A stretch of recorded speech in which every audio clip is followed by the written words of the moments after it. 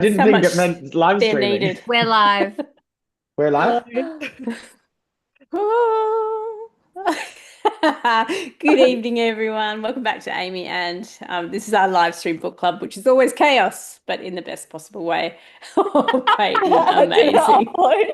For those who Am are I listening, yeah, for those of you listening tomorrow on the podcast and not watching the video, Peyton has just put up the most incredible background of themselves as Santa Claus.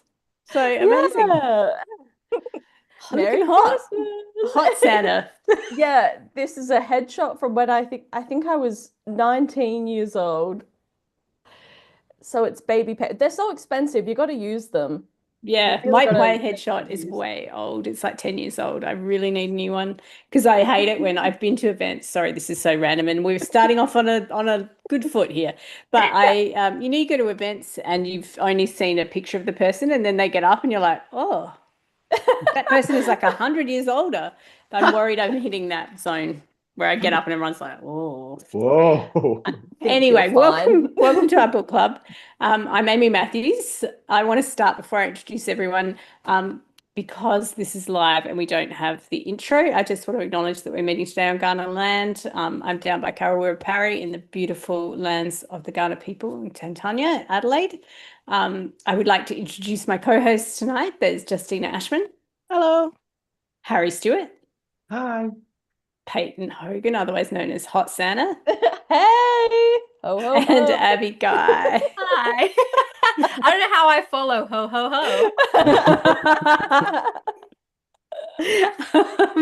Anyway, welcome. This is our last book club for the year, and it's been our very first year. So we've done a book club every month. It's been a learning curve. They're total chaos. I think I kind of like the chaos. I feel there's less pressure with the chaos. Are you in like Middle Earth Christmas there, Harry? No, this is Grinch, you're in the this is I was Grinch. gonna say Grinch's Mountain. Grinch's mountain. Oh, cool. So Turn we up like- picked a holiday book for the book club. Hopefully you're aware of it if you haven't read it already. It's called Three Holidays and a Wedding. It actually came out in 2023, and it is by Uzma Jalaluddin, which is, I think, a very bad pronunciation, but I was trying to get it right. Jalaluddin, and Marissa Stapley. Both of whom I'm aware of because they write separately, not just together, and they're both very well-known best-selling authors. So Uzma is the internationally best-selling author of Asia at Last, and I think a lot of people would know Much Ado About Nada. She was a high school teacher. She lives in Toronto, which is where the book is, like the book is set in Canada. And then I know Marissa Stapley, as most people would, because her book Lucky was on the Reese's Book Club pick, and it was a New York Times bestseller, and it's very, very well known. But they've collaborated on this book. I had not read it before we picked it. I don't think anyone in the group had read it before we picked it. No. And yeah, perfect time of year to read a Christmas book.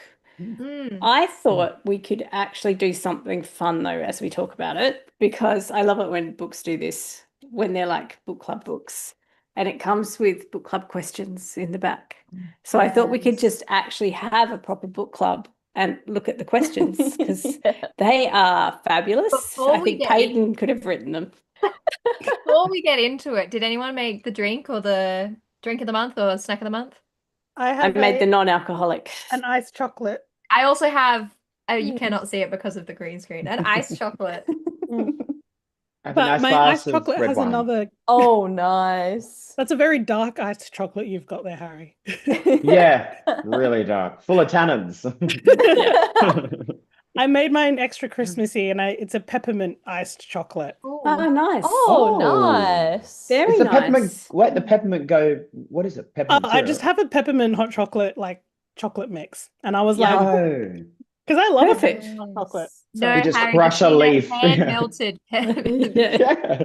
candy cane Nice. over a double boil. Over a double boil. Yes, Okay, that's how you sorry, make sorry. candles. I've never ever made a candle except in kindergarten, I have to say.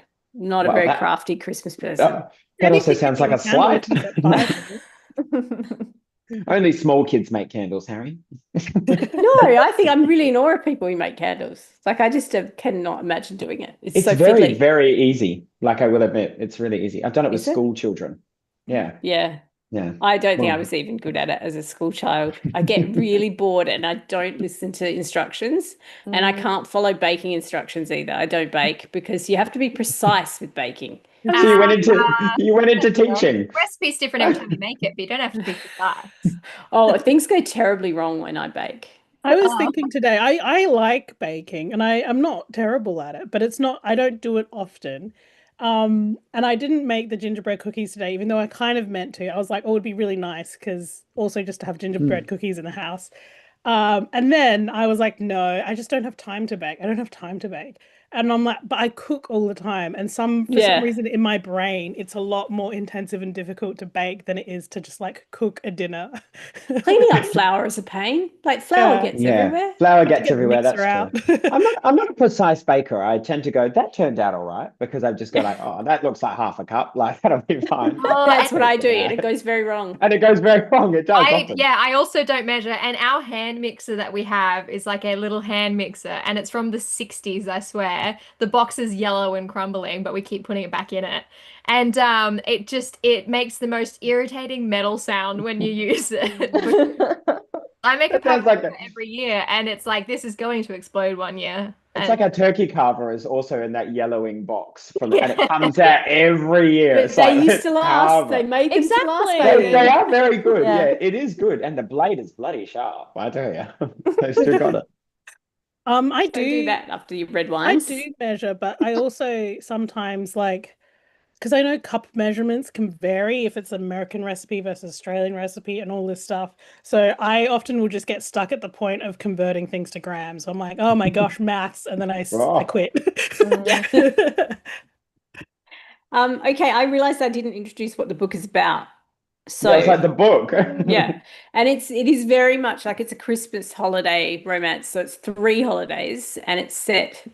This is a nice story. It's set in 2000, although most of us kind of didn't read the prologue properly and didn't realize until it popped up in the chat. Because I was like, what is happening here? It's all very like, when is this set? What did you say? So Nora died in Nora 2012. Ephron. They keep saying Nora Ephron wrote the film and she died in 2012. I'm like, I'm not sure that the copy editor picked that up. And then like Peyton's like, did you guys not notice that they're using like one flip phone? But like I know people have the new version of the flip phone. I was just like, Also, in it my was a head. small town. I write everything off as this is plot convenient for the small town to Well, have yeah. available. But when she said like, oh, that'll go out of fashion, like the mobile phone, I was like, wow, she is indie. Like she really thinks these phones are gonna go away. I was like, go off, girl. Like I love it. Turns out no, they've just been introduced. It's set in the year 2000 because that was a year when Christmas, Ramadan, and Hanukkah all fell at the same time in December. So like this year, for example, I wrote it down somewhere. So Christmas is always obviously December 25. Hanukkah this year is 14th of December to the 22nd of December. And Ramadan next year is 16th Feb to the 18th of March. So that can be quite divergent. Yeah. So this time it all falls at once, and it is really about 3 holidays and a wedding, as it says, or a not wedding, because it doesn't actually quite happen on the page, does it? I feel like No, it doesn't. yeah, it's not really like No, it was kind of traditional book wedding. Wedding. Yeah. So small town. These 2 women. We have Miriam and what's her name? Anna. Yeah. I just read it today, so I should not be blanking. Except Anna for me is like Anna is like one of those names for me, like Jane or Sarah or Mary, that just kind of slides past me. Yeah, like Mark and Craig for men. I'm like, what are you talking about? 4-letter name that starts with an M. I'm like Mike, Mark, Jack. I'm out. There's like Tom, Tim. There's like a few that are just like a bit. Yeah. So anyway, Anna didn't like stick in my head, but so she's like this very pretty girl who is working in magazine publishing but kind of hates it. She's kind of like your classic rom-com heroine by being like beautiful, working in publishing. Yeah. That's it. And chaotic. She's lost her father and her stepmother's remarried, so she's got no family at Christmas. And she's met this guy who seems too perfect to be true. And we all know he is. Like immediately, I don't know how you guys felt, but I hated him immediately. I mean, I didn't want to hate him immediately because, like, I need a reason in the book to hate him. Apart The from Well, the he fact just that, gaslit her all the time. well, yeah, that The only bit was reason I bad. need is that the female heroine in a romance novel with a guy at the beginning, I'm like, he's awful. We hate him. He's not the guy. And I'll find out why, but I already know. But I already know. It Yeah. was the red flags were like when he said, "But you always have such big reactions to things. You Oh, yeah, always, that this is stuff was always bad. difficult for you." Also, Yeah, his you mustn't disappoint mother. Yeah, I know. Debates. and then But like mummy expects it to be on time. dictating her wardrobe and stuff, and what she Yeah. packed and all that. Yeah. Anyway, Control. I get that stuff. Yeah. so she has to get on this plane to get to Toronto to meet her rich, gorgeous, perfect boyfriend's rich. After she family. finds the ring in, she finds a ring So in she's her, like, he's going to propose, and we've hardly been dating very long. How do I feel Mm. about this? Yeah. And then she gets on the plane and she's seated next to Miriam, who is there with her entire family. And she's like the family. She's like, what do they call it? Like she's parentified eldest daughter, Yeah. where she's caring for everyone, puts her needs last. She has had some kind of embarrassing relationship that we are not let into. They're all a very big Muslim Indian family. Her grandfather has recently been bereaved as well, and he used to be a Bollywood director. So they're like very entertaining family. Very entertaining. Mr. But Dadu. Miriam's like uptight. I like when they say Dadu means grandfather, so she's calling Mr. Grandfather the whole time. That's That so was a funny. cute moment. But Miriam's She's like, like oh no, serious. he likes it. Miriam's serious, uptight, trying to get through, and Anna's like a bit of a mess, like a hot mess. Yeah. And there's a storm, and they think they're going to die, and they tell each other their deepest secrets. So that's how the book starts, right? And then they're snowed in a small town with two very gorgeous men who they're not sure they should be with, and fun ensues. That's basically the plot. Would you add anything to that? They have to put on the play to They save. do. Oh, have to- yes. Oh, I have to thought they were going to save save the Alexis. Not to town. save the town. Yeah. did we mention the wedding? So Miriam's Oh, whole Oh, sister, yeah. going to Canada is that her sister decided to have her wedding in the middle of the holidays. on Christmas Day. Yeah, she had to have it. She had She to. had She says. to. Yeah, she had to have it We at this had time. to. And Miriam had to plan the whole wedding too. Like she's Yes. responsible for it. Mind And you, the other thing we didn't. I hated the sister for the entire book because I was like, what the fuck? Like, Yeah. if somebody lumped that on me, I'd be fuming. I think you Especially- have yeah. helped plan your sister's wedding, haven't you? I did, yeah, I did, but that was like, I'll do it. It wasn't like, oh, this will help. Like, what do you think about all this stress? That's gonna And I'm make me sure feel it wasn't better. on Christmas. And then the other thing we forgot is they're filming like a Hallmark Christmas movie in the town yeah. at Christmas while everyone's snowed Oh in my there. gosh. Can we talk about the town for a little bit? I was Yeah. so delighted. I was like, yes, this is all of the like small town stuff that Kathleen talked about in her Christmas episode with you guys, but also just like I love how like it was very like wink wink, like this is the cheesy cozy Christmas town, and I'm like delightful. Yeah, like They just go snowfalls, is it called? Snowfalls? Yeah. Yeah, snowfalls, yeah.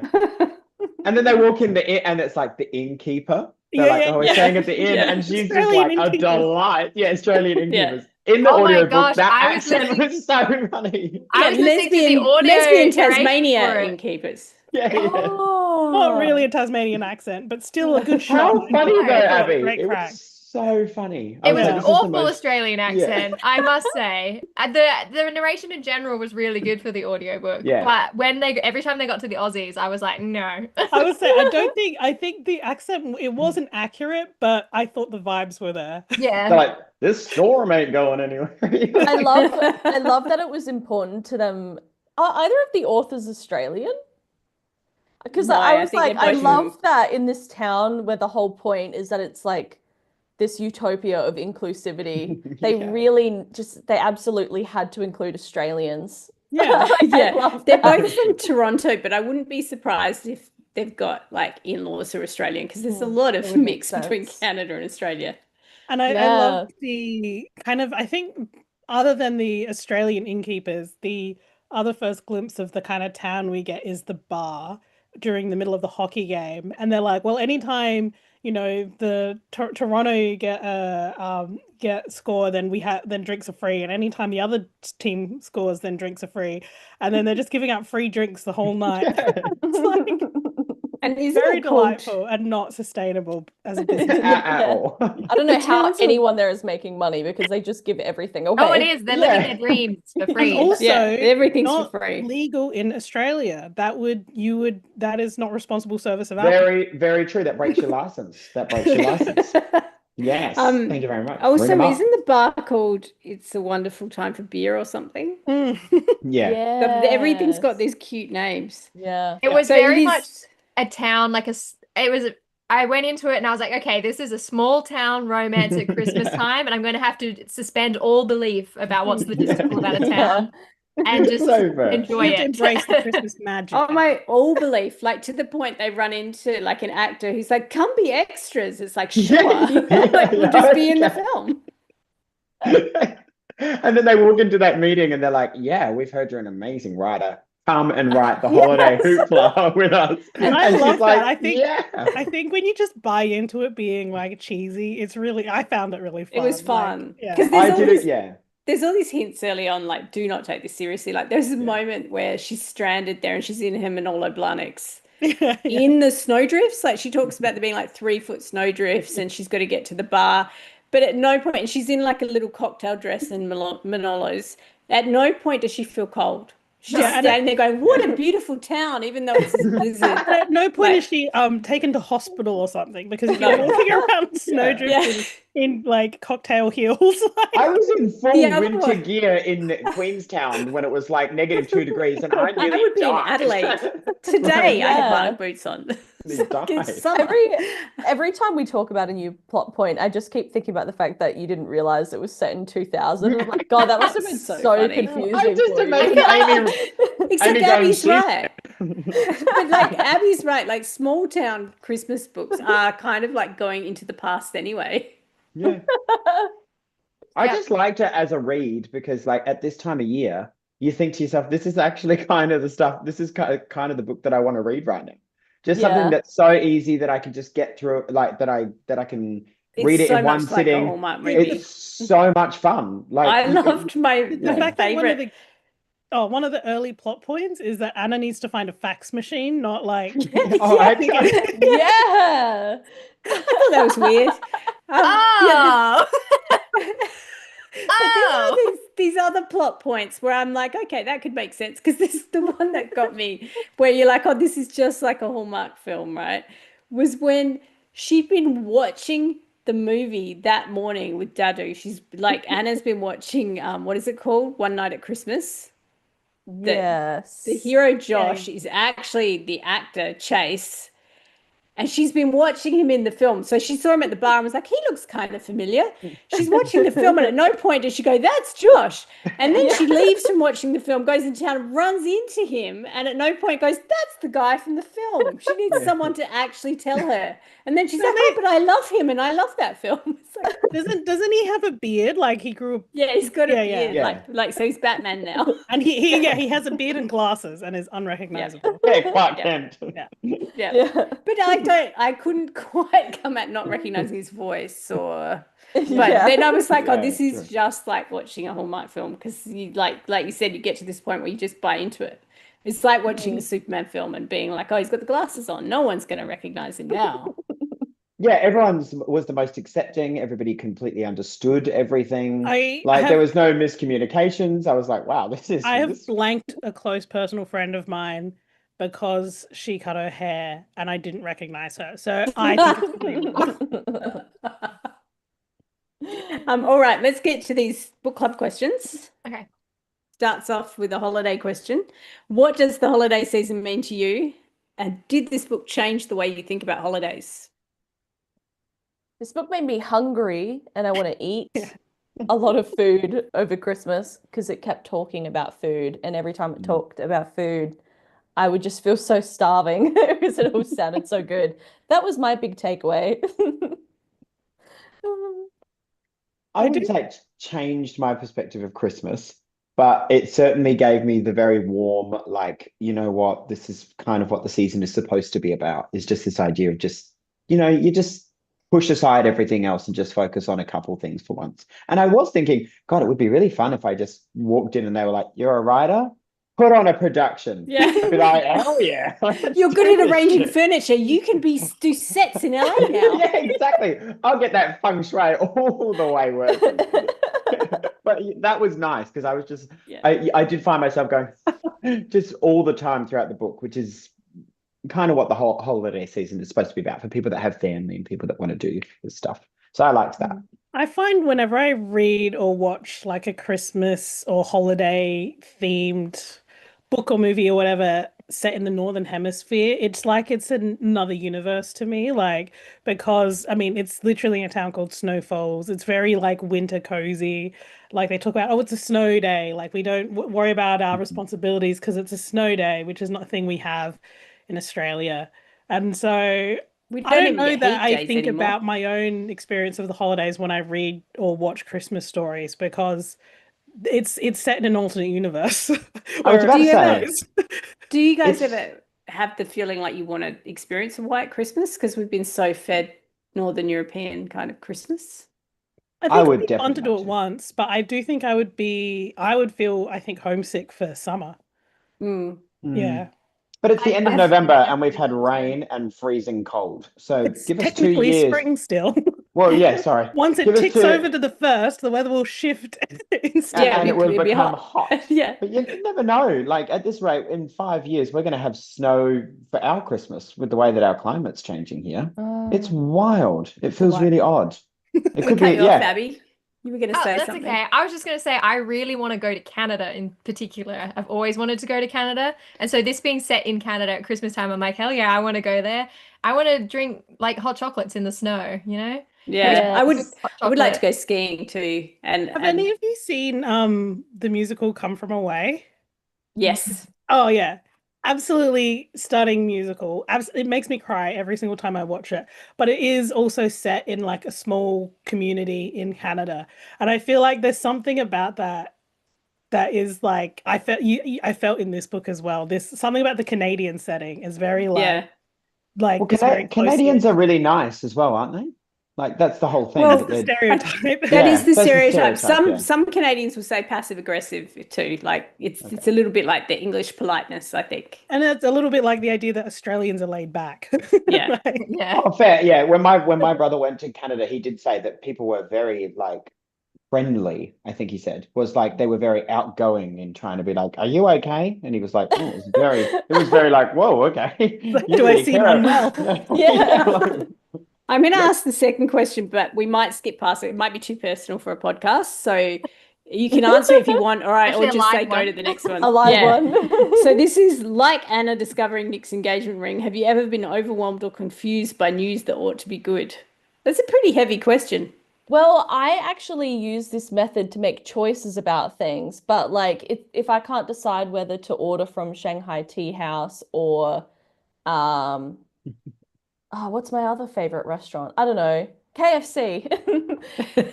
Then I'll just decide that I'm going to get one, and then based on how I feel, I evaluate whether that was the right decision, and then I change my That mind if I seems feel smart. bad. Yeah. That is My the my most mother Peyton does this answer. for me. I'm notoriously cannot make a decision whatsoever. She goes, "We'll flip a coin," and we narrow down to two. She flips a coin and she goes, "Were you disappointed?" And I'm always like, "Yeah." She goes, "We'll go the other one." Yeah, yeah. Well, I live with someone who's so annoying because he'll be like, we could do this, this, or this. And I'll go, the first one, no. No. The second one, no. It's like, so you actually wanted that the whole time? Why don't just say that's what I want for dinner?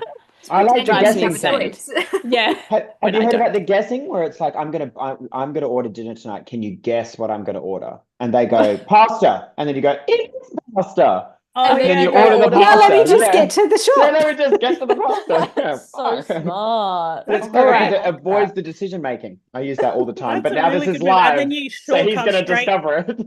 you shortcut I'm straight to hearing what they actually want. Yeah, I'm going to skip number 3 because we've kind of talked about some of it. Number 4 is, have you ever had a meaningful interaction with a total stranger? Oh, If so, what was that? Oh, Abby has. I had the most wild interaction with the most fabulous woman I've ever met just the other week. I went Hold on, shopping. we're all in the room, you know. We're here. Whoa. Go on, Correct. sorry. Harry's the most fabulous woman I've ever met. I apologize. Thank you very much. No, I went to Uniqlo shopping and I was trying on some clothes while in the change room with my mother. We were like, I was showing her something that I was trying on, and this woman walked past and she was giving me like 20 million tips on how I should be wearing the sweater. And she was like, you're nice and tall, so if you stand up straight and if you walk into a room, she was giving me all this advice. And then she came back 2 minutes later with a shirt that she was wearing and she was like, you need to wear this. And I was like, okay, sure. And so she went in and I went in and tried it on, came out, and it was the most perfect shirt ever. I bought it. But that interaction then sparked 3 or 4 different interactions with different women in this change room. And we were all asking each other advice and like, what colors do you think? Does this suit? Does this fit? And I just thought I'm a very introverted person. My mother was looking at me like, are you okay with this strange lady touching you? And I was like, it's fine. But it was the most, I don't know, there was something about the interaction that was so fabulous. And it made the rest of my day amazing. That's Just to so have, beautiful. That's a great Fun. story. yeah. Yeah. Yeah. I wish I was there. I'm imagining Yeah. it. Has Maybe anyone you else were. I had feel like a my only dressing room? example is in a fairly structured setting, though, because I really love zine fairs. But zine fairs, one of the things I love about it is that because people were so often like making art and zines about things that are like very niche interests of theirs or like life experiences, people will just start talking to you. Like they'll pick up one of your zines and they'll say, oh, you like this thing. And then they'll start talking to you about the thing. Or when I made that zine about my my root canal, and then so many people started telling me their own stories of like dental like emergencies, and I was like, I should have clocked that this would happen, but I was still quite delighted. Like frequently people would start telling me stories about their cats, and I was just like, this is the best possible way to like structure social interactions with strangers. Is you sit there, you have like basically a calling cards of topics that people could talk to you about, and then they just come and freely share all of these stories, and it's really delightful. They need to restructure speed dating so it's more like that. Yeah, So there's something to That's actually discuss. true. Yeah, bring I something you have- like and then talk about it. That would be nice. Yeah, like show and tell. I had one once, which was kind of, we were pointed in the direction of a total stranger. I was at a writing conference in New York 10 years ago, and my partner was with me. And we had dinner the night before with some friends, and the guy was like, when you get there, go to the bar.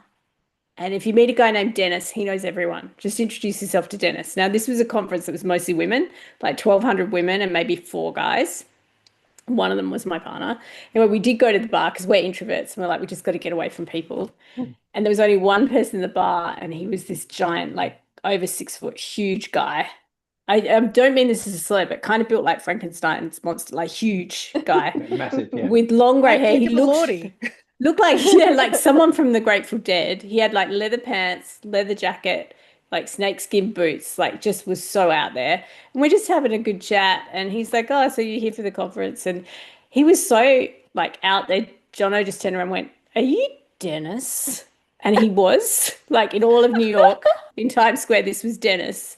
And it turns out he does know everyone. And his wife happened to be Heather Graham, the writer, the original Heather Graham before the actress came along, who's like 100 times New York Times bestseller.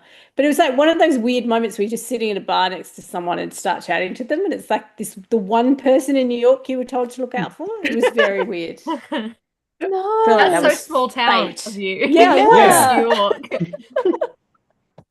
We were not snowed in, but I can't really think of an interesting interaction with a stranger, except, and I'm going to bury the lead here because the story isn't interesting, but a guy did very kindly get me into general admission to the Offspring.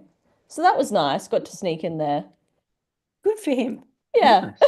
Yeah. He knows everyone at the Adelaide Entertainment Centre, so he Helpful. Just remember him. yeah.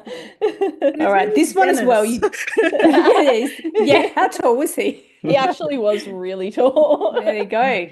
Built like He was wearing all Frankenstein's black. monster. It's even Yeah, better in 'cause- leather pants. do you know what, Harry, you'd like this? What Dennis does for a living is he rents props to film productions. So he owns all the props from like Lord of the Rings. He did buy a bunch of swords and armor from Lord of the Rings, and then he rents them out to other films in LA. And Oh and my is, I God. know. is the way he got into that is that someone saw him and said, "Hey, I heard that you make great props. Do you want to work in LA?" They said props to you, Dennis, and he said, actually, that's what I do. Well done. All right, the next one is quite personal, so you can skip it as well if you want to. It is, what might you confess to a total stranger during a moment of extreme turbulence on a plane? Oh, I did once confess to a lady in an elevator. I got stuck in an elevator in Canberra in the Tower in Parliament, like going up to the spire, or like the top of Parliament House. And I would have been like 14, maybe, I think, and I got stuck in the lift going up. And I was with a lady because everybody else was down, and I said, I'm going to go up, and they stayed up there, and then I said, I need to go down to use the toilet. And the elevator like made some funny noises, and I turned to her and I goes, Mum would never let me say this, but I'm very, very fucking scared of elevators. And I went, oh, with my mouth like that, because I was like 14 years old and I should have sworn. And then she goes, we'll be all right, we'll be all right. And I said, if I die here, just let me know that I've lived a really, really good life. And she was like, Harry. She was like, and the lift started. Like the lift was fine. And I said that as a 14-year-old boy, I've lived a really good life. Like, I just want you to know. But she's going to die with me if the lift is going. So it's a very embarrassing story, but that's what I admitted to this lady in a lift. It's a nice thing to admit. You didn't go, I've had a shit life. On another podcast somewhere, she's answering the question of what is an interaction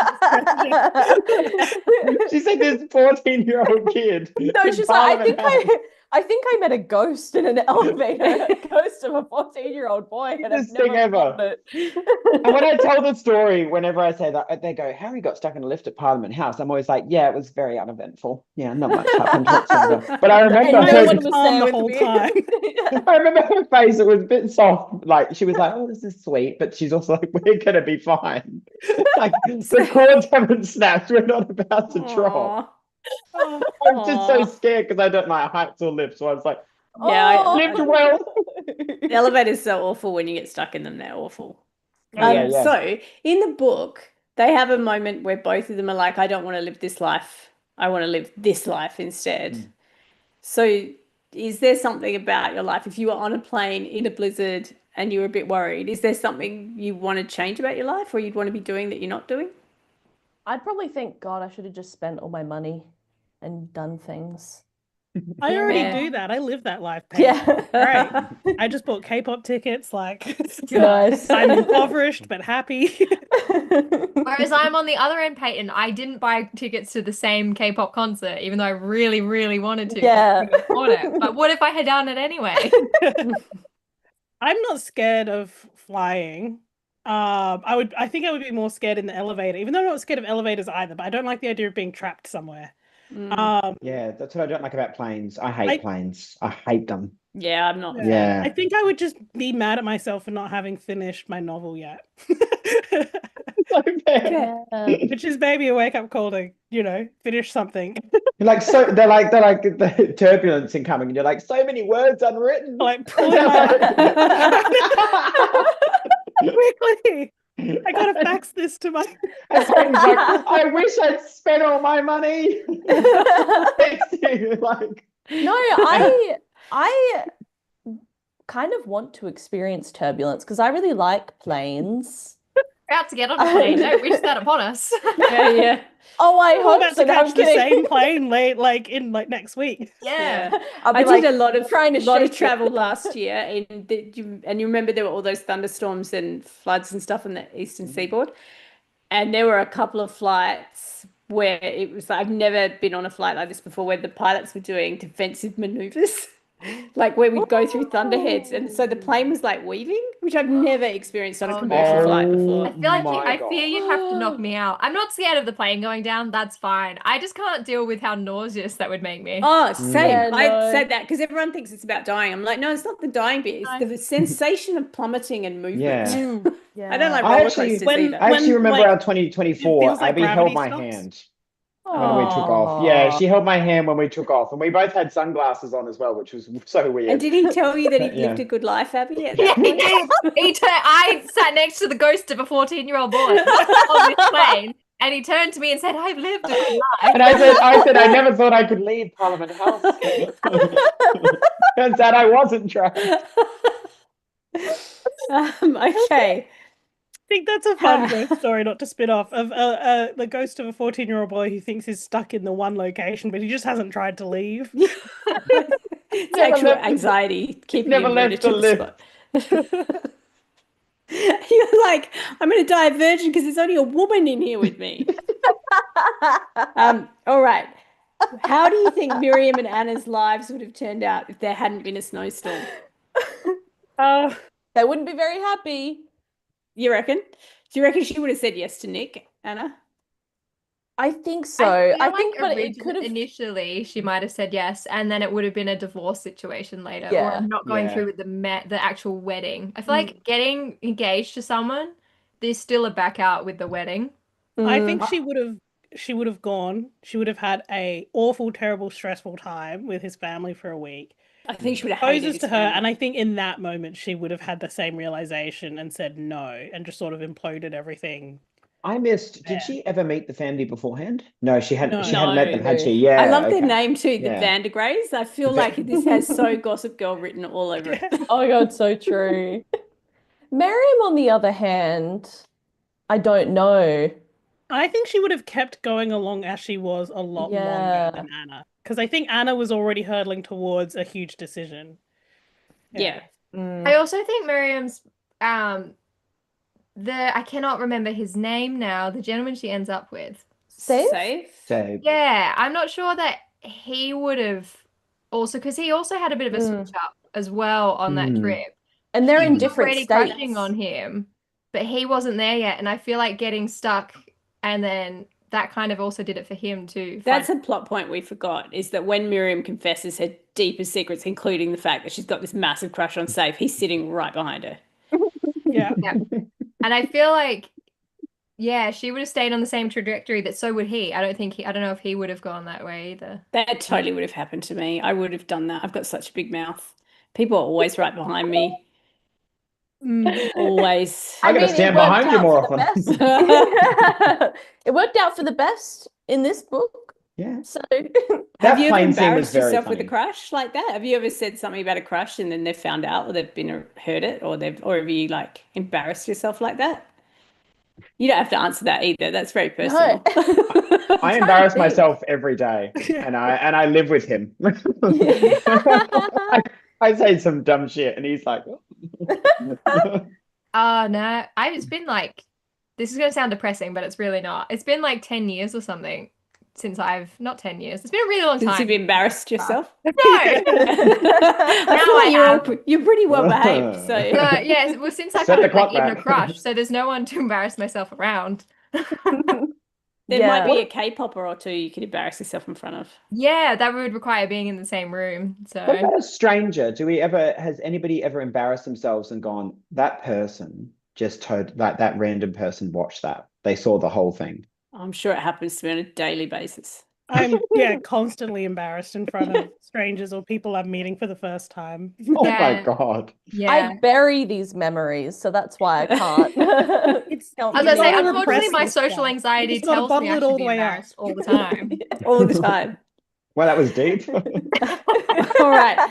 Amy's been trying to get us to say Yeah, sorry. something vulnerable the I whole remember show. It's not happening. I remember literally ducking in the middle of Writers' Week because somebody else, this is the secondhand embarrassed, someone else asked a question that I thought was so embarrassing. It like physically, like I couldn't I've had handle it. those. And I like ducked in the chair. This so is that a I could be statement, not a seen on question. stage. When they get up and they give some horrific opinion. Yeah. I have been in that, Justina. I remember one that made me feel just like that. Okay, so Dadu suggests that Anna take a fast from worrying. So they're all fasting for Ramadan, and she's not, obviously. And Dadu can't fast because he's diabetic. So he talks about how he takes other fasts. He does other things to kind of do it. And I was thinking about one of my friends is a Catholic, and during Lent, it has to give something up. and 1 year gave up complaining, which I thought was amazing. But it was very difficult for her. It was very funny to watch, like the look on the face when she really wanted to complain. So the question is, what would you take a fast from? Just on that, Amy, did she suddenly become like very southern, like, well, bless his soul, like very like, I'm not complaining, I'm gonna instead Bless be your very heart. polite and nice in a way Yeah, that showing Passac. my disapproval. I reckon it makes you frustrated if you can't Yeah. vent. I do think it makes you a much less kind person if you can't vent. But What I would you also give do up? think there's a level to which sometimes, like maybe for a short while, fasting from complaining is a good thing because you start to realize that How much you complain. how much you complain and how much like negativity you're just like stewing in. I think that's true. Yeah. I did the whole Lent fasting thing for a while because I was raised Catholic. So we always gave up something as a family, like individually, every Lent. And I used to give do up that. like sugar and like, no, I'm not allowed to snack or like things like that. But now I would do like, I'd give up screens, obviously past a certain point. I'd probably give What would up be the hardest thing to give up? sighing. Sighing. I think if I Sighing. asked you to give up all of your skincare routines, I you would, can't put yeah, you okay. can't put a single cream on your face for Yeah. Lent. Okay. That's just fucking implausible. That's not something Also, you not very safe in summer in Australia. No, that is true. yeah, You imagine can that. take sunscreen. Like, why do you look like this? And I'm all So, like, Lent, and I'm like, Amy told me to give up sunscreen. I mean, there's a different like what's it called thought process behind it sometimes that I find interesting. At least in the way that I was raised Catholic, often the idea of giving up something for Lent is this kind of idea of noble suffering that like you're supposed to suffer like Jesus did in the desert for 40 Yeah. days. Whereas it seemed the way that people talk about fasting in this book it that's not the vibe at all No. of those types of fasts, which I found very interesting. And I was like, oh, I would be more interested because I always just said I was going to give up chocolate and then never did because I didn't care. Yeah. But like, but yeah, this attitude of more like, okay, what am I doing to like, I don't know, think about other people more or like be more present in my own life or like various other things that are more, I guess, generative rather than like suffering so that you Yeah. are devout. I don't know. Yeah. I mean, I think the idea of fasting from worry is a pretty good one, and fasting from complaining, like negativity, is a pretty good one. I might fast from yelling at other drivers. I Other can't drivers imagine you annoy me. doing that. So you're a road it's rager. bad. Yeah. Road rager. Wow. Yeah. You're kind of proud.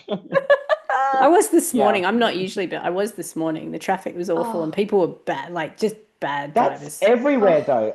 We had a whole conversation about that before. Everywhere where we live at the moment is just Because of the car race. Yeah, and it's just fucking madness. Yeah. But yes. Anyway, I would give up my believe that phone. as a chronic passenger princess, every single driver on the road is terrible except for whoever is driving the car that you're in. As someone Exactly. with friends who all also yell at other drivers, I'm like, yeah, no, you're right. You're actually. right. You shouldn't have been doing that. And you were right to tailgate. Yeah. so giving up road rage would be really difficult for you, Pam? Yeah. Okay. Yeah. So that's good. I would give up sleep-ins. Sleeping. No. Oh no, Wow. that's a non-negotiable. You can't. I don't That's like remember the skincare. last sleep-in I had. I just don't seem to sleep anymore. Yeah, Oh, I would give up oh sleep-ins. God. I feel like if I did it long enough, it might become a habit. I It don't know. does. Mm. But That I is have true. I've just racked up so much sleep debt that I'll never recover. I Well, feel. sleep debt isn't a thing. Like you just never there's no such thing as like getting back the sleep that you skipped. Yeah, very true. It's just You gone. just give up sleep Gone. debt You then. just There you go, lost done. that. There you go. It's gone Yeah. now. I won't ever think of it I mean, again. Let's pretend it's done. I feel like it's not a fast, but I frequently tell myself I'm going to stop doing all-nighters. But I mean, I also get insomnia, so some of them aren't necessarily my fault. But yeah, no. For the sleep-in though, Yeah. and Amy's comment, I will say that we have had some very fun nights at conferences when we've all attended together. But yeah, I And- can start late at conferences, but I don't sleep in. I'm still up at 5, 6 a.m. Yeah, for some of us that have been, like a little bit interesting in the morning and have required a little bit of tentative care, Amy has often for the two that I've been to, sent a photo of her with a water bottle on a walk Yeah, at like feeling quite seedy. 6:15 in the And morning. then kindly And I'm sometimes like, picked up Coca-Cola for those of you suffering. yes, and Powerade. Yep, and Travacalm. Yeah. Look, I go down, but it's not the alcohol. it's the Bain Maries. It's the amount of social interaction the night before. I go down, but it ain't the drinking. Yeah. All But right. I like yours, Amy, giving up the phone. I would love to That's a give up good my phone. idea. I would love That's to. what Like I social like. media, clicking on things. I'm Yes. finding my attention span is really ragged. I would lie Awful. and tell all the websites that I'm under 16 so that I can be banned. Yeah. Not a bad idea. Yeah. That's what I liked about this book. Not that any of you apparently noticed, but I liked that there was no Vintage. I have been enjoying writing more recent historical, like a lot of flashbacks to, like I've written a couple of books with flashbacks to like the 60s, the 70s, the 90s, and I've really liked going back to worlds that didn't have the phone. Didn't have it. Yeah. I don't like reading, which is maybe why I didn't notice in this book, because typically if I see like text on the page or anything like that, for me it doesn't make a great reading experience because I don't enjoy being like, oh, they're on like I always say Skype, which is so I've done this before, but like, oh, they're on Zoom in this book. What? Where's the They romance? hopped off their MySpace to get on their Skype call. Yeah. You prefer them flicking through a phone book? Do you? I mean, the white pages. Oh, do you looking know for I have a plumber. little bit of nostalgia for phone books? I remember because Yeah. like this was funny because my kids when they were younger, they're so drilled safety, safety, safety, don't tell anyone anything. And one of them said something about, oh, you don't want people to know where you live. And I was like, when I grew up, there was a book with your name and address and phone number, and you could just look up anyone in your city or the country. You could just like get the Fine. Sydney phone book and look someone up. Yeah. Be like, that's where they live. Yes, So and what then a you go get different a world. map, and then you use the map in your Yeah, car and you can and just get there. And Find it the starts, letter and the yeah. number and the grid on the correct page. Yeah. And it it's starts such- like this, and it folds out and it covers the windshield. But it's maybe it's an effort thing, like a barrier to entry kind of thing, is that you actually have to know their name, look them up. Like you can't just like dox people in the same way. But yeah, it is funny. Like our sense of privacy is so different. All right, I'm so watching here's Oh, sorry. No, you're okay. We can move on. I was just gonna add to the question. I was gonna say I'm watching a K-drama at the moment that is set in the 1990s. It's set during the economic collapse in South Korea, and it's about a business that's running. The CEO passes away and his son takes over. And it's really amazing, but I've been watching them try and do like faxing the entire time. I'm like, an email would really save these people. Yeah. Like these business deals are falling through, and I really feel like an email would save them. We still have a fax machine here.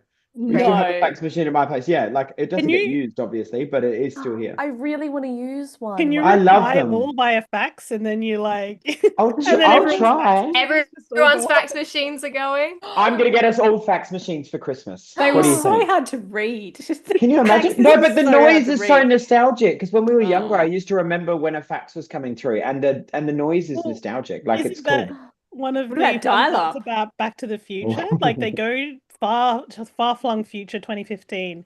And they've got hoverboards, but also they still fax. Fax.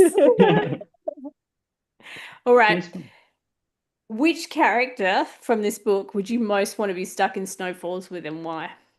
Mr. Dadu. Yeah, hands down. And it's Yeah. When because they- he has Agreed. brought all his Bollywood films to watch. Yes. Yeah, agreed. Yeah. But then also All he right. was like, when they left him in the hotel lobby and they were like, oh, well, surely you can't just leave him there. And they were like, yeah, he loves this. He's just going to chat to every newcomer as they come past and like suck them into conversation. I would be there for hours. I was like, he Yes. sounded so interesting. And he was genuinely my He was favorite character in so the entire lovely book. too. So Like nice. just the granddad you want. Yes. And at the end with Anna, when he was like, oh, just because we're leaving Snow Falls, it doesn't mean we're out of each other's lives. I'm only ever a phone call away. And I was like, this beautiful old man. When we all get phones. Yeah, When we when all- you yeah, get yeah, on yeah. the phone. Yeah. Yeah, but a fax away. Just The fax home me. phone. She's like 0. What was his number again? And like, So can I extend this question to something maybe a bit more less universal, maybe? Of if there was any character, like fictional character crush that you have from a book or a movie that you would want to be snowed in with in Snow Falls, who would it be? Any characters that you like? Any book boyfriends or girlfriends? There's so many options. There are so many options, but it's this Christmas. And yet I You're can't think of snowed a in. single one. There's a I can't blizzard. think of anyone. Oh, come on. Any Rachel Gillig protagonist. Yeah. It would Okay, probably be why? like, I'd probably die given the world that those are set in. Fantastical. Wait, Abby, oh my But it'd God. be okay. I'd be happy with that.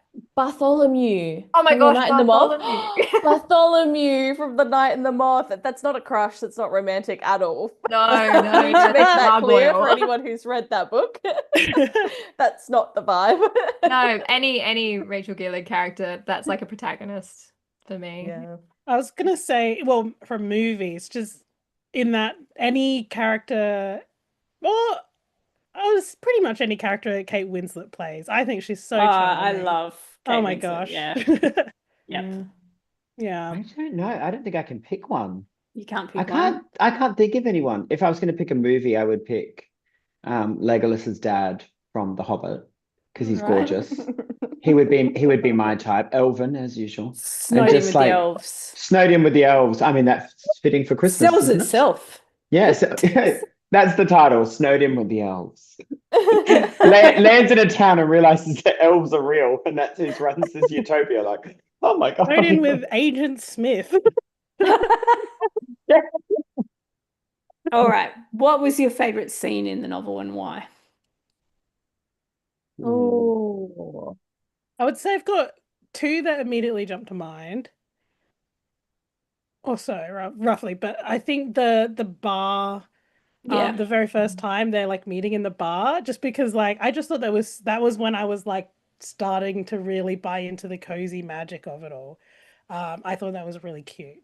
And then this other one, I was just like, oh, I remember getting really emotional when Anna finally reads the letter from Beth. Because I was like, oh, I was like, oh my gosh, that's so beautiful. And also, So she gets a letter from her stepmom who she thinks has abandoned her. And they used to Doesn't celebrate read it Hanukkah. the entire novel. It's just Yeah, hovering. also, this is so funny as well because she's walking out and then she goes, my window is open and the letter must have blown down. And I'm like, Again, "God, it's Snow so Falls, Hallmark isn't it?" coded. It Yeah. happening in the movie, no? Yeah, and you she's know like, there would be some kind of chime playing as we watch Yeah. the letter. and then she A looks little up bit and of slow spots her voicing window, too. mind you. She's like, my window, that's my window. I'm like, what the fuck? Not to piggyback off your answer, Justina, but I also think the bar scene is my favorite. Yeah, it's a really good one. I had one other, which is when she goes to Kate's Curios shop. And it's like, if True. you get lost, just yell out, I'm by the NSYNC statuettes. Or like, that was really cute. I liked that. And the way that Kate, like whenever someone would spy something, she just appears with like rapping. And that was like mega cute, small town. I really liked that. I And think then I it was- liked the plane because of the parents. I thought like Mariam's parents were really funny on the plane. The fact that they got up and kept like calling down to her. I was like, this is really funny, like to kind of check in, but not really check in. I feel like all of the scenes where she and her whole family are sort of in it together are just so fun. It's so And then cute. when she'd set up, like, when Anna had helped set up with the innkeepers, party. the little Yeah. party that was there, I was like, that was kind of nice because it brought, this was this beautiful utopia, but then they brought together every person that you'd kind of met that had helped for that. And I was like, and it didn't seem like kitsch or anything. It seemed they were all really amazed by it. And I was like, this is nice. It was expected, but it was still really nice scene. I also really liked sort of around the black moments bit when Miriam goes she's sleeping in her parents' room because her sister's kicked her out, and she goes in. I just love the image of going in the room and one of the the double twin beds is just piled with everyone's suitcases. And so her mum has to move all the suitcases, and then they have their kind of deep and meaningful conversation about Yeah. family expectations while surrounded by everyone's literal Literal baggage. stuff. And I think one of the I, I liked in her conversation with her parents about this, like, yeah, these family expectations, when she was like, oh, maybe I was too quick to just assume that you mm. wouldn't, like that you would be angry at me for wanting to be a writer and you wouldn't support me. And then you can tell they have a bit of a tongue-in-cheek reply where they're like, what do you mean? Like, you can't make money as a writer? Like, of course we Yeah. wouldn't. True, very But true. they're like, Mm. but they're clearly being a bit like jokey with it. And it's very sweet. I like that. I also liked when she confronted her sister, well, when she found her sister and saved her sister and stuff like that, and they had that big conversation. Because I thought, like I said, I hated the sister from the moment that it started. Because when she put her sister in, and then when she took accountability, I thought that Marianne was going to kind of, because like it was a very like cozy, happy. They were dealing with issues, but it was still very light and fluffy. And so I didn't think that she was going to come back with the anger that she had. And it was the same anger I felt Yes. for her. And so I liked that part because I thought, now I'm getting Marianne. Like now I'm getting Yeah. where we're going with the character. And I Because it liked would that be scene. easy to receive an apology and then go, oh, yeah, thank you, it's okay. But instead, she's like, yeah, you should be sorry. Yeah. And then she's like, you thought planning a whole wedding meant that my life would be easier and that I'd get back in the Yeah. scene. She's like, are you Are you crazy? And I was like, yay. And also that's such this like spoiled like little sister thing of like, well, I know that she loves just doing stuff for me. So if I give her a big thing to Yes. do for me, And then she's like, I think the plan failed. And I was like, yeah. no fucking shit. Like, Yeah. your senior sister. God. It's I almost like liked Oh, this that. was the problem all Yeah, along. that was the most satisfying scene, I would say, because I was like, get her. Just dig in. So one thing I think is interesting because, like, obviously we talked to Kathleen about the big surge in Christmas content, which I think is crazy now. Like, it's insane. Like, the Christmas movies start in September, and there's just usually so many of them. I think it's probably for me. I feel like my streaming services have eased off it compared to last year and the year before. Like, I think the immediate post-COVID phase, there was so much Christmas content. Mm. But what I think is interesting is the themes that seem to pop up. So we talked about nostalgia a bit with Kathleen, but I was going to ask you guys about how a lot of these cozy small town Christmas stories seem to be very much stories of family responsibility and Mm. maturing and some point where you have to navigate boundaries with your family. I just wondered if you had any thoughts about that. I haven't read a heap of Christmas books, but I've noticed that seems to pop up. That's big in the movies as well, I feel. And it kind of is the thing that we all well, that people experience that have got big families or people that are, that have hosted, like you might be the family that hosts Christmas for your family for 20 years. You might be the person that's only just doing it for the first time, and you got new kids and stuff that are coming in. And then you have that chop, like I know personally, I have that chop and change with family that can come to Christmas and then one year can't come to Christmas, and people that are interstate. And you do actually kind of have to set boundaries. I've never thought about, I know that family is a big part of Christmas romance and a big part of why a lot of people enjoy these things. But I guess for me, it kind of makes sense. I'm like, this is Yeah. actually kind of how I There seem feel to be about the two. Christmas.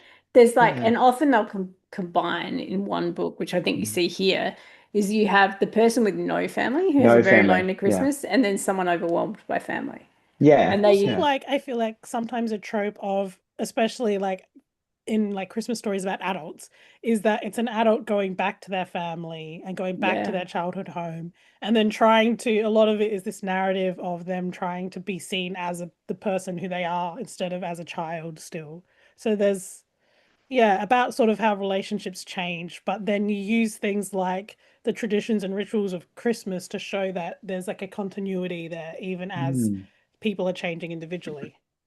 I watched, we didn't get all the way through it. I was watching, what is it, A Family Stone? yeah. That Christmas movie? Yeah. Um, we got through most of it and then fell asleep. But what struck me in that was the idea of like if you bring a partner home for Christmas and they see you with your family and perhaps you're meant to be most yourself with your family and you realize that they actually don't fit and this is the real you with your family. I feel like that's the idea in that movie. I don't know if it's necessarily applicable to every single relationship outside. I don't think everyone really feels that way with their family. But that was really interesting. How she just like does not fit in. Mm. Yeah, that's interesting in the relationship context of when there's stories about someone bringing a partner home to their family, is the question of how they all fit together in that. It's like it's like the meeting the family, but on like a larger, more intense version of it, because you're meeting the whole family all at once in a holiday like season where there's all sorts of traditions and often like niche family things that as an outsider you wouldn't be privy to. And then it's that Feels like a pressure of like, test. if you can't fit in this holiday in this way, then like as don't you fit with said, me. does this Yeah. relationship Whereas Mm. as a mature couple, you have to form your own one, right? Bits of each person's. Has anyone seen watched The Bear, the Christmas episode of The Bear? Yeah. That is one of the best Christmas yeah. episodes I have Yeah. ever seen, So because good. that is just so what dysfunctional Real. families are like. Yeah. The way it ramps up and you can't get out of your role. Oh, I love I The can't Bear. watch that show because it I would love stress The Bear. me out. It's so No, it does stress you out. Stress As me working out, in yeah. hospitality, it does actually make you go if like, you've ever worked in "Fucking hospo, it's just oh my total Lord." trauma. But I it's left that so job because I accurate. kept having anxiety attacks. Yeah. Yeah, and that'll make you feel anxious, but The also you're like, first fuck, they've season- done this well. Yeah, the first season Holy will just make your heart shit. race. Man, yeah, no. I agree, but I also I love a story about a character who's just so insanely traumatized. I was like, I know. yeah.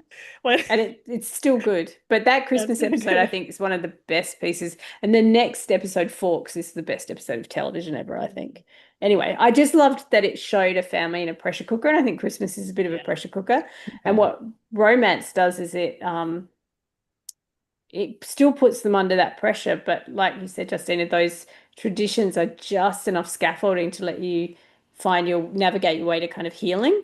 I'm thinking about the Happiest Season, the Kristen Stewart. Yeah.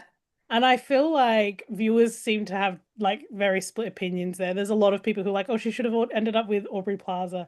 And I'm like, yeah, because I don't feel convinced by the end of that film that she fits with this family. And the test becomes not just do you fit together with the partner that you've gone into this situation with, but do you fit in this whole picture of what their life looks like? Yeah. And then I feel like that's one where they stay together, and I'm like, but they won't for very long after this film. I don't know that we're going to make it to Christmas number 2. Do we all think that Mariam and Anna will stay with the people that they're with? It's a good question.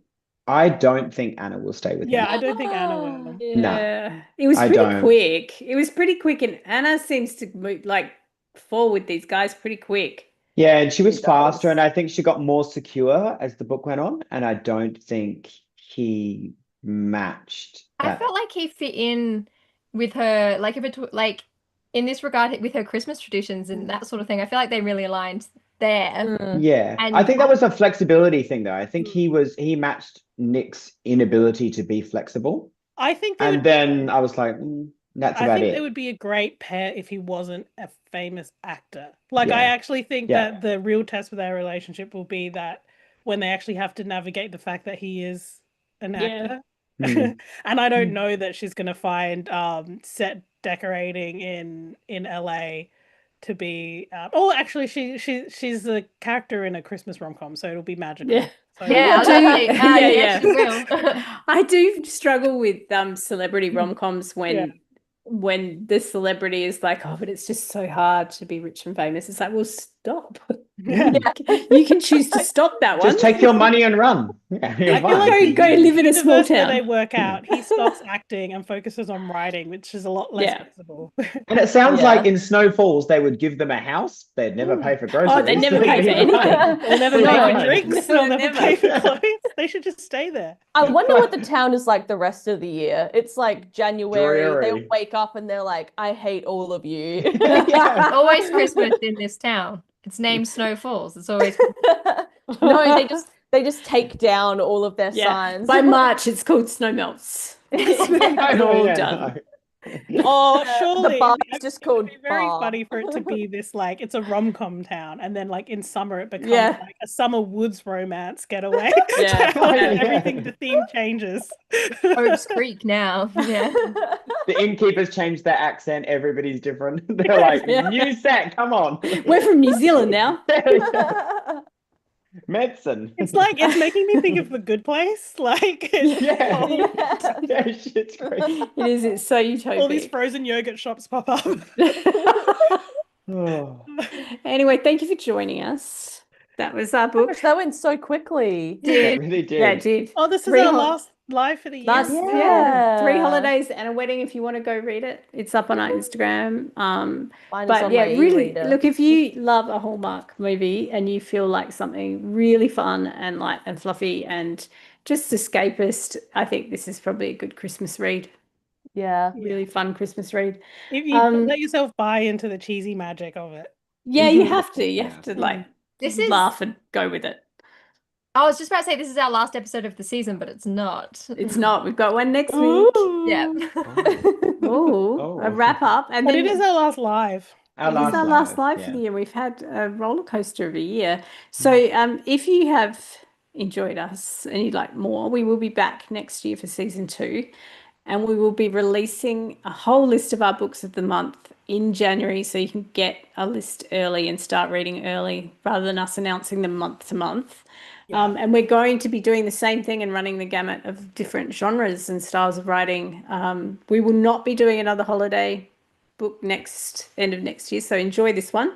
We're going to do something different, which is a secret even from these guys. So I'm going to keep our November read a secret, but the rest of them will be out, and we will be back in the new year in your feed. If you feel like some Christmas book recs, though, there will be a lovely advent calendar dropping on our Instagram, and we will have daily recs and just fun Christmas holiday things. So if you want to see us, you can still see us all through December. Millie was unable to join us tonight, but we want to send a shout out to Millie because she's an integral part of the team, and they have been just amazing. They usually run our live stream, and we missed them tonight. So hi, Millie, if you're listening. And I feel like if anyone is going to be a protagonist in a Christmas rom-com, Millie, I would offer Millie up as a baker. Like it's already Yeah. Oh perfect. my gosh, yes. Yeah, gingerbread cookies, chocolate chip chili cookies, Oh. snow cats. I can see Millie like dominating a holiday.